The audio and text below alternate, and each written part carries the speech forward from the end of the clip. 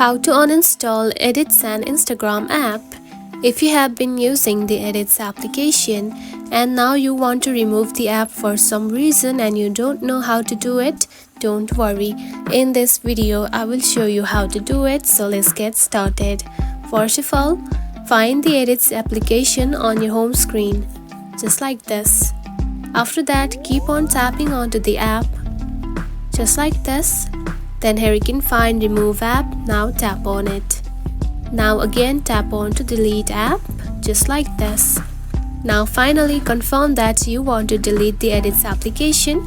Now tap on to Delete. And now you can see the app has been deleted. And that's it. This is how you can uninstall the Edits and Instagram app. It is a very easy process, right? If you found this video helpful, don't forget to like and subscribe for more tips. Thanks for watching.